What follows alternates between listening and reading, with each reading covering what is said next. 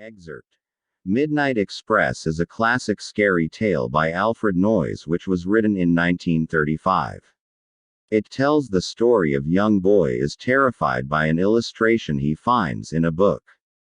The picture shows a man standing on an empty railway platform at night and the boy has no idea why it causes such intense feelings of fear. Years later, he finds himself in a dark railway station at night and spots a shadowy figure standing nearby. Midnight Express is considered one of the best scary stories ever written and has appeared in a number of horror anthologies, including 65 Great Tales of the Supernatural and the 8th Fontana Book of Great Ghost Stories. It was a battered old book, bound in red buckram. He found it, when he was 12 years old, on an upper shelf in his father's library, and, against all the rules, he took it to his bedroom to read by candlelight, when the rest of the rambling old Elizabethan house was flooded with darkness. That was how young Mortimer always thought of it. His own room was a little isolated cell, in which, with stolen candle ends, he could keep the surrounding darkness at bay, while everyone else had surrendered to sleep and allowed the outer night to come flooding in. By contrast with those unconscious ones, his elders, it made him feel intensely alive in every nerve and fiber of his young brain. The ticking of the grandfather clock in the hall below, the beating of his own heart, the long-drawn rhythmical ah of the sea on the distant coast, all filled him with a sense of overwhelming mystery.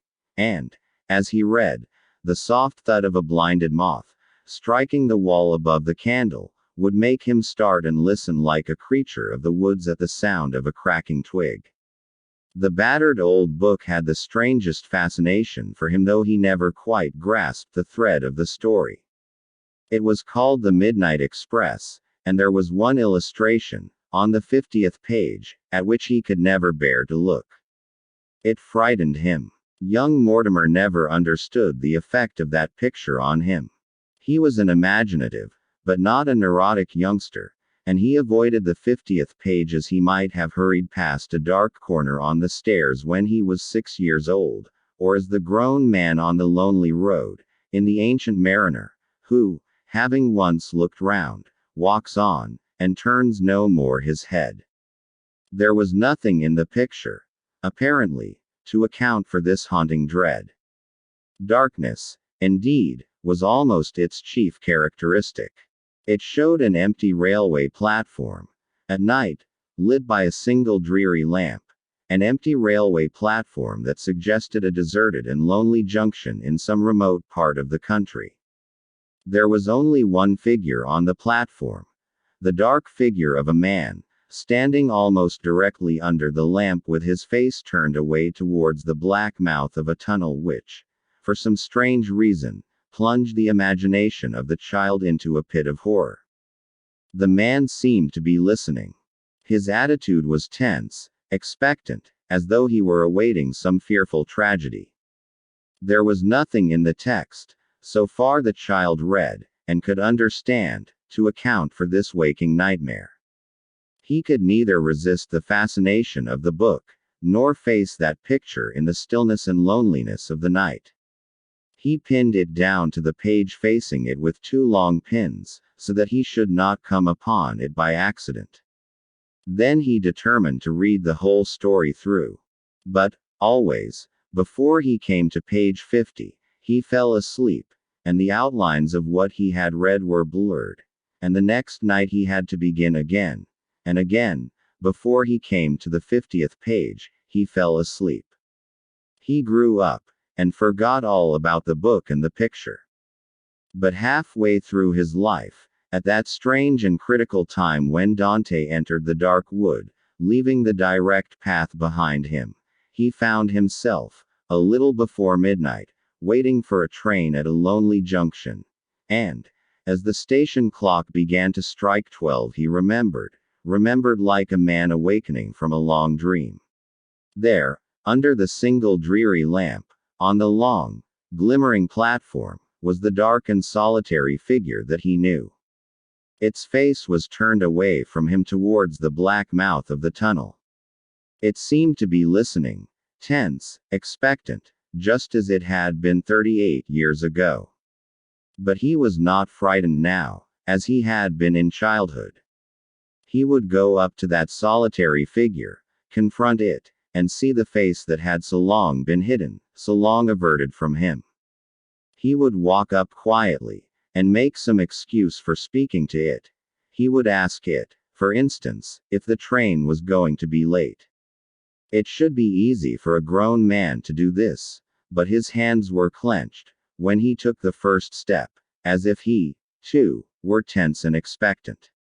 Quietly, but with the old vague instincts awaking, he went towards the dark figure under the lamp, past it, swung round abruptly to speak to it, and saw.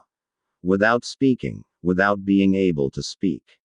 It was himself, staring back at himself, as in some mocking mirror, his own eyes alive in his own white face, looking into his own eyes, alive. The nerves of his heart tingled as though their own electric currents would paralyze it. A wave of panic went through him. He turned, gasped, stumbled, broke into a blind run, out through the deserted and echoing ticket office, onto the long moonlit road behind the station. The whole countryside seemed to be utterly deserted. The moonbeams flooded it with the loneliness of their own deserted satellite. He paused for a moment, and heard, like the echo of his own footsteps, the stumbling run of something that followed over the wooden floor within the ticket office. Then he abandoned himself shamelessly to his fear, and ran, sweating like a terrified beast, down the long white road between the two endless lines of ghostly poplars, each answering another, into what seemed like a long straight canal, in which one of the lines of poplars was again endlessly reflected. He heard the footsteps echoing behind him. They seemed to be slowly, but steadily, gaining upon him. A quarter of a mile away, he saw a small white cottage by the roadside, a white cottage with two dark windows and a door that somehow suggested a human face. He thought to himself that, if he could reach it in time, he might find shelter and security, escape. The thin, implacable footsteps, echoing his own, were still some way off when he lurched, gasping, into the little porch, rattled the latch, thrust at the door, and found it locked against him. There was no bell or knocker. He pounded on the wood with his fists until his knuckles bled. The response was horribly slow. At last, he heard heavier footsteps within the cottage. Slowly they descended the creaking stair. Slowly the door was unlocked. A tall shadowy figure stood before him, holding a lighted candle, in such a way that he could see little either of the holder's face or form, but to his dumb horror there seemed to be a cerecloth wrapped round the face. No words passed between them.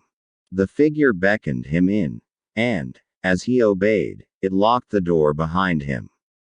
Then, beckoning him again, without a word, the figure went before him up the crooked stair, with the ghostly candle casting huge and grotesque shadows on the whitewashed walls and ceiling. They entered an upper room, in which there was a bright fire burning, with an armchair on either side of it, and a small oak table, on which there lay a battered old book, bound in dark red buckram. It seemed as though the guest had been long expected and all things were prepared. The figure pointed to one of the armchairs, placed the candlestick on the table by the book, for there was no other light but that of the fire, and withdrew without a word, locking the door behind him. Mortimer looked at the candlestick. It seemed familiar. The smell of the guttering wax brought back the little room in the old Elizabethan house. He picked up the book with trembling fingers. He recognized it at once, though he had long forgotten everything about the story. He remembered the ink stain on the title page, and then, with a shock of recollection, he came on the 50th page, which he had pinned down in childhood. The pins were still there. He touched them again. the very pins which his trembling childish fingers had used so long ago. He turned back to the beginning. He was determined to read the end now, and discover what it was all about. He felt that it must all be set down there, in print, and, though in childhood he could not understand it, he would be able to fathom it now. It was called The Midnight Express, and, as he read the first paragraph, it began to dawn upon him slowly, fearfully, inevitably. It was the story of a man who, in childhood, long ago, had chanced upon a book, in which there was a picture that frightened him. He had grown up and forgotten it, and one night, upon a lonely railway platform, he had found himself in the remembered scene of the picture. He had confronted the solitary figure under the lamp, recognized it, and fled in panic. He had taken shelter in a wayside cottage, had been led to an upper room, found the book awaiting him, and had begun to read it right through, to the very end, at last. And this book too was called The Midnight Express. And it was the story of a man who, in childhood, it would go on thus, forever and forever, and forever. There was no escape. But when the story came to the wayside cottage, for the third time, a deeper suspicion began to dawn upon him, slowly, fearfully, inevitably. Although there was no escape, he could at least try to grasp more clearly the details of the strange circle, the fearful wheel, in which he was moving. There was nothing new about the details. They had been there all the time, but he had not grasped their significance. That was all. The strange and dreadful being that had led him up the crooked stair, who and what was that? The story mentioned something that had escaped him. The strange host, who had given him shelter, was about his own height. Could it be that he also, and was this why the face was hidden? At the very moment when he asked himself that question, he heard the click of the key in the locked door. The strange host was entering, moving toward him from behind, casting a grotesque shadow, larger than human, on the white walls in the guttering candlelight. It was there, seated on the other side of the fire, facing him. With a horrible nonchalance, as a woman might prepare to remove a veil, it raised its hands to unwind the cerecloth from its face. He knew to whom it would belong. But would it, dead or living? There was no way out but one. As Mortimer plunged forward and seized the tormentor by the throat, his own throat was gripped with the same brutal force. The echoes of their strangled cry were indistinguishable, and when the last confused sounds died out together, the stillness of the room was so deep that you might have heard the ticking of the old grandfather clock, and the long-drawn rhythmical ah of the sea, on a distant coast, 38 years ago. But Mortimer had escaped at last. Perhaps, after all, he had caught the Midnight Express. It was a battered old book, bound in red buckram.